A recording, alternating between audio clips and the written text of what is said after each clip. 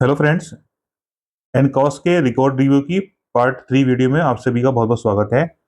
Part 1 और part 2 video हमने बना दी है, जिसमें हमने टोटल कवर किए थे 20 चेक पॉइंट। आज हम कवर करेंगे 10 चेक पॉइंट 21 से लेकर 30 तक। अगर आपको हमारी वीडियो अच्छी लगे तो हमारे चैनल को सब्सक्राइब करना ना भूलें और वीडियो को लाइक और शेयर करना ना भूलें। चलिए देरी न करते हुए शुरू करते हैं। 21 जो चेक पॉइंट होता है वो होता है facilities provide follow up reassessment for other clinical condition.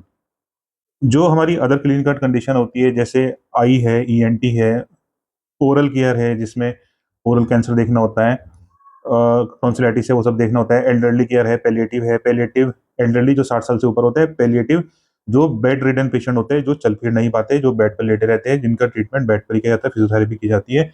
और मेंटल हेल्थ के जो पेशेंट होते हैं, जैसे डिप्रेशन के हैं, तो उन सबका ट्रीटमेंट करना होता है आयुष्मान आरोग्य मंदिर में, और सबका सही से रिकॉर्ड रखना होता है, और सबको सही से मेडिसिन मिल रही है नहीं मिल रही है, टेली कंसल्टेशन से मेडिसिन पूछनी होती है। अगर कोई मेडिसिन की और आवश्यकता है तो सबको सही से ट्रीटमेंट देना है, जो हमारा आई के पेशेंट है, ईएनटी के है, ओरल के है, एल्डरली के, पैलिएटिव के, मेंटल हेल्थ के। इसके बाद अगला चेक पॉइंट आता है 22 चेक पॉइंट। और रिकॉर्ड रिव्यू में जो भी मैं आपको पॉइंट समझा रहा हूँ, सभी पॉइंट के आपको रिकॉर्ड बना के रखने हैं, क्योंकि रिकॉर्ड आपका जब एनकॉस का असेसमेंट होता है आयुष्मान आरोग्य मंदिर का, ये सारे रिकॉर्ड चेक किए जाते हैं। उसके बाद जो 22वां चेक पॉइंट आता है वो आता है आयुष्मान आरोग्य मंदिर है system for timely reporting, retaining and prompt retrieval of diagnostic result.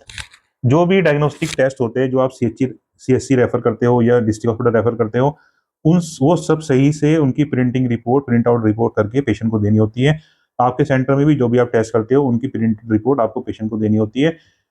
जो प्रिंटर होता है आपका, उसका यही पर्पज होता है, तो आपको प्रॉपर सही से सारी रिपोर्ट देनी है। और जो बायोलॉजिकल रेफरेंस वैल्यूज होती है, जो लेबोरेटरी टेस्ट होते हैं, जैसे एचबी कितना नॉर्मल होता है, टीएलसी कितना नॉर्मल होता है, ठीक है, जैसे टाइफाइड है, तो ये सब जो आपके टेस्ट होते हैं, इनकी जो रेफरेंस वैल्यू है उसका सब सही से प्रॉपर आपको डिस्प्ले करना होता है अपने लेबोरेटरी एरिया में।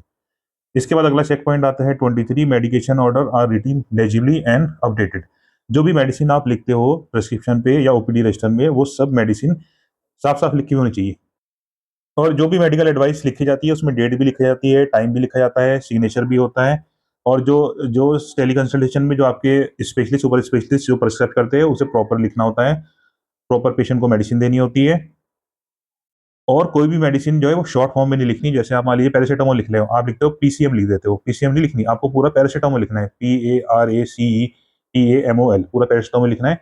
जो भी मेडिसिन लिखनी है साफ सुथरी लिखनी है, पढ़ी जानी चाहिए, कैपिटल लेटर में लिखनी है, डेट लिखनी होती है, साइन करने होता है, टाइम लिखना होता है, और प्रॉपर डोज लिखनी होती है। 250 mg में, 500 mg में है, दिन में 3 बार है, दिन में 1 बार है, ऐसे लिखना होता है। उसके बाद अगला चेक पॉइंट है 24, check STG clinical algorithm and antibiotic policy is followed. STG basically होती है स्टैंडर्ड ट्रीटमेंट गाइडलाइन। इसमें जो भी मेडिसिन आप देते हो वो सब एसटीजी में लिखा रहता है। जैसे हाइपरटेंशन में कौन कौन सी मेडिसिन देनी है, टेलमिसार्टन देनी है, एटिनोलोल देनी है, तो ये सब इसके अंदर मेंशन होता है। जैसे मान लीजिए टॉन्सिलाइटिस है, कौन कौन सी देनी है, एंटीबायोटिक्स में कौन कौन सी फीवर देनी है। और जो एंटीबायोटिक होती है, एंटीबायोटिक आपके जो एंटीबायोटिक पॉलिसी होती है, एंटीबायोटिक पॉलिसी में जो हमारे स्वेच्छा साथी होते हैं उन्हें एंटीबायोटिक लिखनी नहीं होती है। एंटीबायोटिक उन्हें टेली कंसल्टेशन से जो सीनियर डॉक्टर होते हैं, जो स्पेशलिस्ट होते हैं, सुपर स्पेशलिस्ट होते हैं, जब वो एंटीबायोटिक प्रिस्क्राइब करते हैं तो वो एंटीबायोटिक पेशेंट को देनी होती है। इसके बाद अगला चेक पॉइंट आता है ट्रीटमेंट प्रोवाइडेड बाय सेचोज मॉनिटर रेगुलरली। जो भी ट्रीटमेंट हमारे सेचो साथी करते हैं अपने आयुष्मान आरोग्य मंदिर पर, उसका प्रॉपर जो प्रिस्क्रिप्शन होता है उसका प्रिस्क्रिप्शन ऑडिट करना होता है। जो हमारे एमओसी होते हैं ब्लॉक के, वो प्रिस्क्रिप्शन ऑडिट करते हैं, उसमें देखते हैं सही से मेडिसिन लिखी है, सही से पढ़ी जा रही है, डेट लिखा है, टाइम लिखा है, मेडिसिन कैपिटल लेटर में लिखी है, नहीं लिखी, डोज प्रॉपर लिखी है, नहीं लिखी है। तो इसमें फिर अगला चेक पॉइंट आता है 26, check monitoring is done by qualified personnel. Qualified personnel मैंने आपको बताई थी, जो एमओ होते हैं, मेडिकल ऑफिसर होते हैं, जो एमबीबीएस डॉक्टर होते हैं, वो प्रॉपर चेक करते हैं प्रिस्क्रिप्शन ऑडिट से, ये सही से मेडिसिन लिखी जा रही है, उसमें सिग्नेचर है या नहीं है, टाइम है या नहीं है, डेट है या नहीं है, मेडिकेशन ऑर्डर ठीक से है या नहीं, दिन में 3 बार जैसे दिन में 1 बार है, दिन में 2 बार है, और साफ साफ लिखी होनी चाहिए और सही से पढ़ी जानी चाहिए।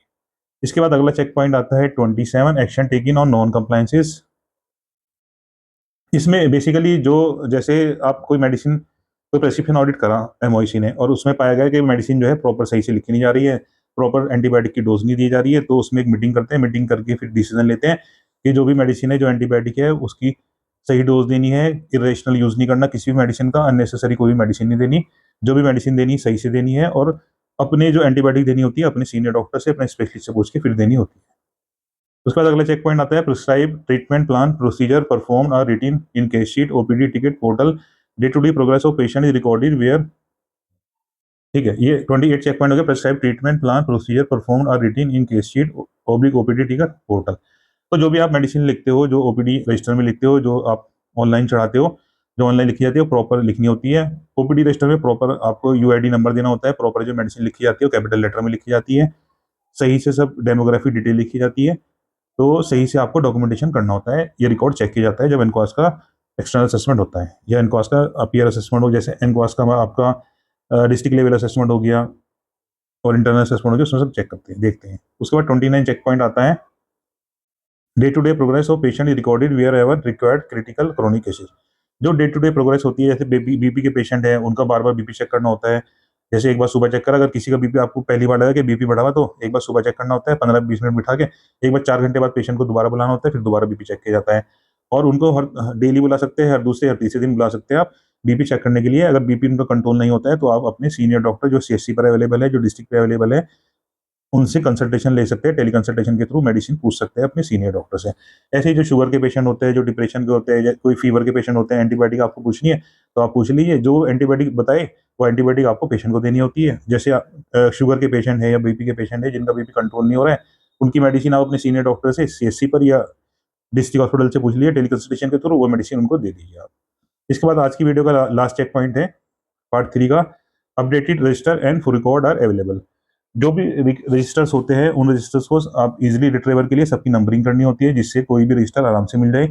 और जो भी रजिस्टर होता है, रजिस्टर के ऊपर जो पहला पन्ना आता है उसके ऊपर लिखना होता है कि इस रजिस्टर में इतने से इतने पेज की प्रमाणित किया जाता है कि इस रजिस्टर में इतने से इतने पेज हैं। और उसमें नीचे सीएचओ के साइन होते हैं और स्टैम्प भी लगी होती है। और जो भी रजिस्टर होता है, जो भी आप उसमें नंबरिंग करते हो, पीछे मैंने आपको बताया था यूआईडी करना होता है।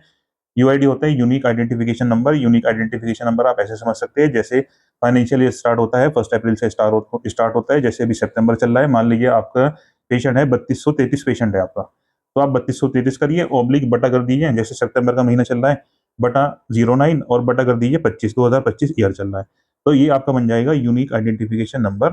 तो जो भी रिकॉर्ड है, रिकॉर्ड का प्रॉपर एक मास्टर चार्ट बनाना होता है, जिसमें सब नंबरिंग होती है, कौन से रजिस्टर किस नंबर का है। जो भी रजिस्टर होता है, रजिस्टर के पेजों पे नंबर होता है, और रजिस्टर के पहले पेज पे लिखना होता है कि प्रमाणित किया जाता है कि इस रजिस्टर में इस चीज का रजिस्टर है और इस रजिस्टर में इतने से इतने पेज है।